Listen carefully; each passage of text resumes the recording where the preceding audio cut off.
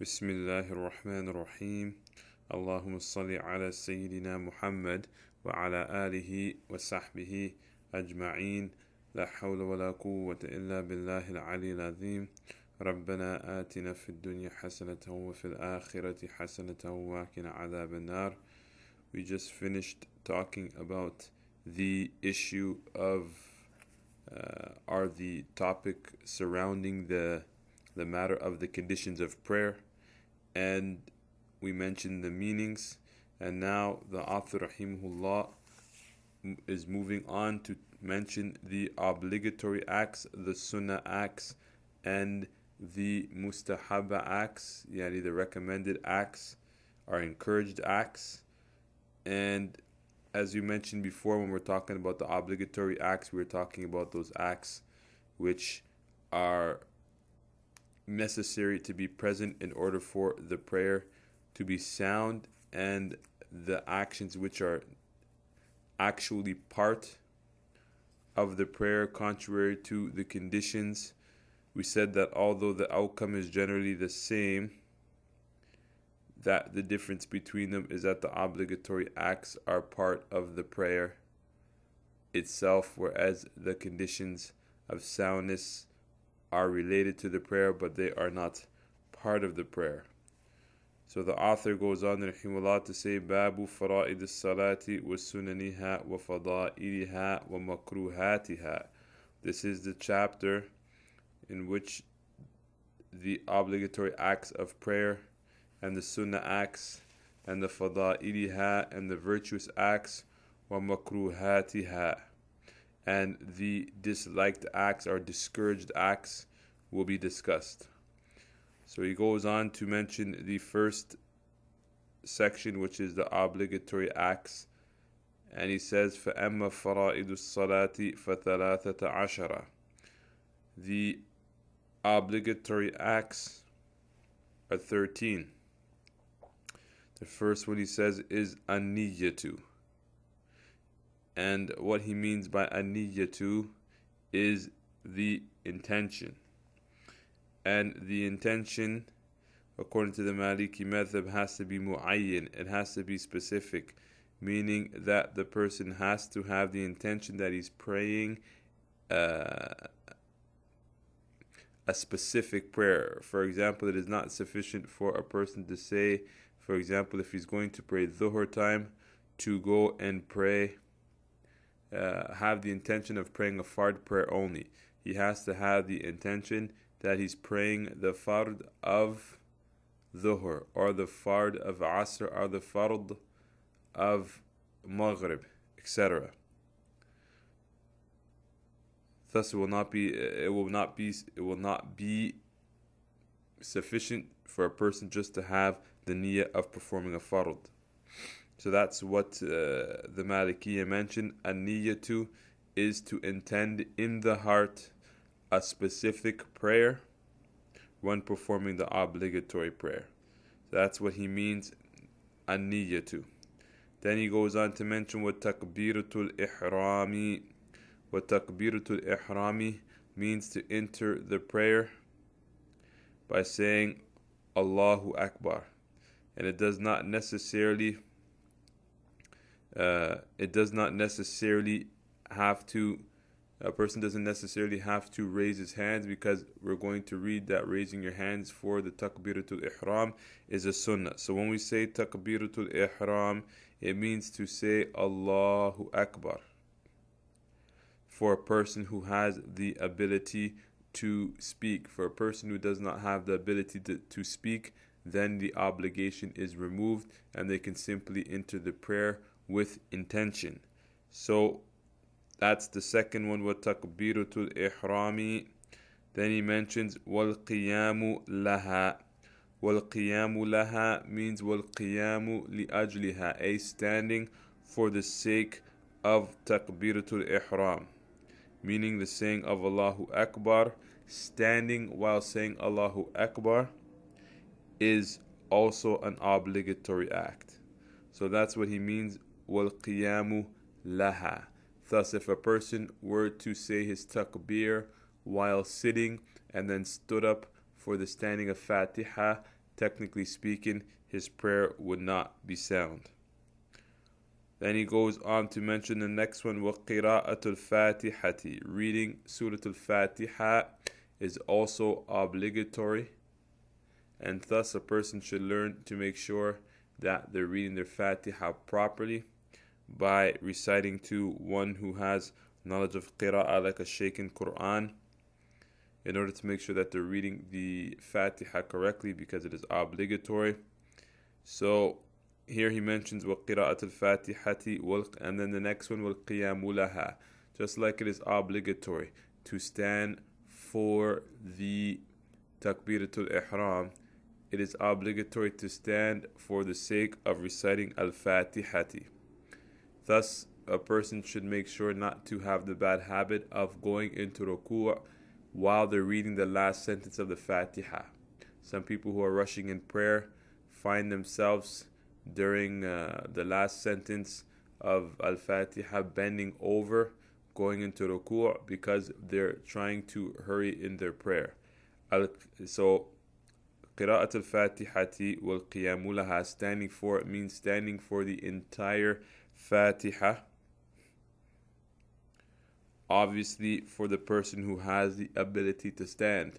Otherwise, a person who has been exempted from standing because he cannot stand up, meaning that he has to sit down for some type of disability, etc., then that person is exempted from standing. So what we're mentioning here in the text is the foundations. All of these rules, there are exceptions to the rules, obviously, like in any mas'ala of fiqh, any issue of fiqh, but what the basic text here is telling you is the general standard, or the original ruling under normal circumstances. Then he says, وَالرُّكُوعُ. وَالرُّكُوعُ means to go into the bending position after a person reads Surah Al-Fatiha. And technically speaking, the ruku' can be achieved simply by bending enough that if a person were to drop his hands down to the knees level, they would be even. So the best way obviously to make ruku' is to place your hands on your knees until your back, making your back completely straight.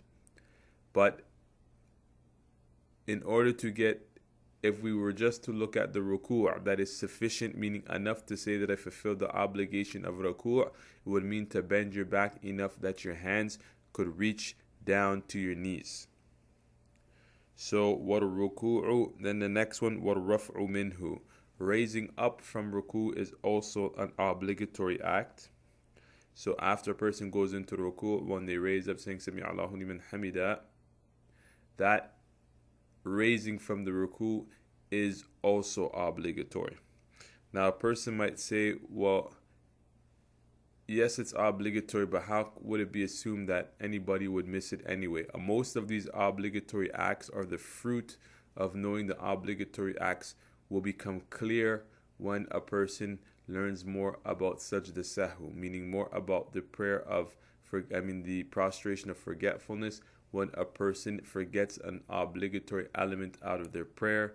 For example, when a person, let's say a person was to go straight from ruku' into sujood by an accident, and then they weren't to realize until the next rak'ah.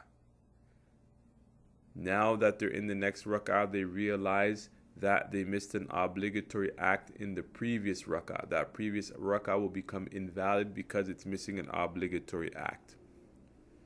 So that's just an example of how raising from ruku' could be left out of a rak'ah, and therefore the rak'ah would become invalid, and so a person would have to add another rak'ah at the end of their prayer, and that's a whole other issue. But just to highlight for you that it is possible that these things could be missed, and that all these things become clear when studying this section of prostrating out of forgetfulness, when one forgets something, or correcting the prayer when they miss an obligatory act. The next one is was sujood. Was sujood is also obligatory, and the obligation of sujood is fulfilled by placing the forehead on the ground. As long as the forehead is placed on the ground, Technically speaking, according to the Maliki, one has made sujood even if his nose does not touch the ground, although having the nose on the ground is one of the recommended acts. But technically speaking, for sujood means to place the forehead on the ground, even if the hands are not on the ground. Yani a person, technically speaking, will have fulfilled the obligation of sujood. وَالرَّفْعُ مِنْهُ, and raising up from sujood is also obligatory, just like raising from ruku is obligatory. Raising from the sujood is obligatory, and as I mentioned before, the fruit of this issue will become clear when if a person were to forget such a thing during prayer and then remember later on in the next rak'ah that he missed this obligatory act. وَالْجُلُوسُ مِنَ الْجَلْسَةِ الْأَخِيرَةِ بِقَدْرِ السَّلَامِ, the sitting position for the time that it takes a person to say Assalamu alaikum. What does that mean?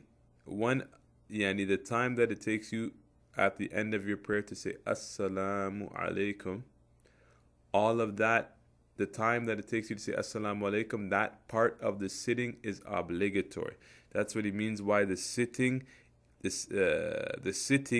the last sitting, meaning the sitting that you're going to do in the last sitting, which is the fourth rak'ah, biqadr salam, the amount of time it takes you to say Assalamu alaikum. So once you say Assalamu alaikum, during that time that you're saying that is obligatory. The key to understand this point is simple. In order to know the ruling of the sitting, look at what's being done in the sitting.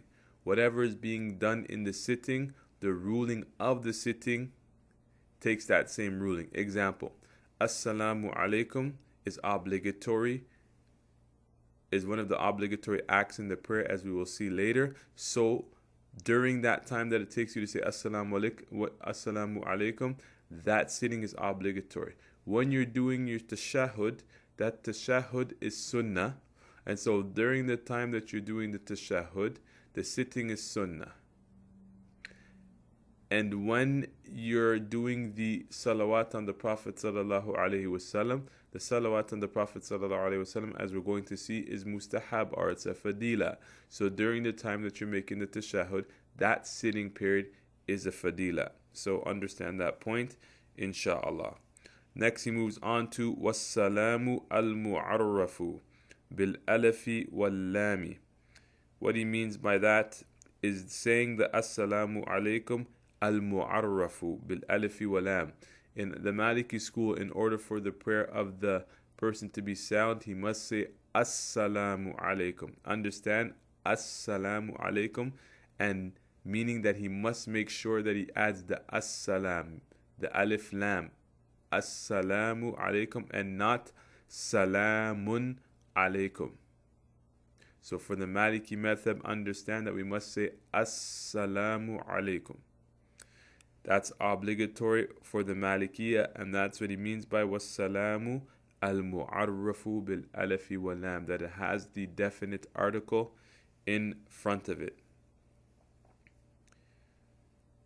وَتُمَأْنِينَةُ, as he mentions here, is the next obligatory act, and according to the Malikiyah, tuma'ninatu, which means to rest the limbs before moving into another action. So tuma'ninatu means to rest between the actions of the prayer. What does that mean? For example, when you go into ruku', you have to stay there at least enough time that the limbs are still, then you can move back to the standing position. When you go into sujood and you go back to the sitting position, you cannot peck like a chicken. Just raise your head up from the ground. Like people who are rushing in prayer, you see they put their head on the ground, they come back up, they sway back, and it's as if they don't even stop, and they just sway right back down into the second sujood. According to the Malikiyah, tuma'ninatu, resting between the actions is obligatory. So a person for example, a person raises his head from sujood, he must sit at least enough time that his limbs are still, then go back into sujood. So that's considered obligatory for the Malikiyah. Then we have al-i'tidal. Al-i'tidal means making sure the body, in general, means making sure the body is straight. But what do they mean by al-i'tidal? That when a person is standing in qiyam, that they're standing totally straight. Meaning, so after a person comes up from ruku', for example, they're in ruku' and they're coming back up to the standing position, they have to stand straight up before they can go down into sujood. Like I said before, some people like to rush. They're coming up from the ruku', and before they straighten out totally, they go back down and they go directly down into sujood because maybe they're in a rush. According to the Malikiyah, a person would have missed the obligation of standing straight. Same thing with the sitting position. Coming up from the sitting position, a person has to make sure that he's directly straight up. For example, he can't come halfway up and then go right back down. So the tuma'ninatu wal i'tidal are pretty close, but between them is a slight difference. Because al-i'tidal is specific to sujood, making posturation. Is specific to the sitting and the standing. Whereas tuma'ninatu includes every action, that there has to be a moment of stillness, whereas i'tidal deals with that there has to be straightness when a person is when a person raises from sujood to the sitting position, and when a person comes out of ruku' to the standing position, there has to be a moment of stillness. And so those are the obligatory acts that the author mentions, which are 13. And then he's going to move on to the sunnah acts.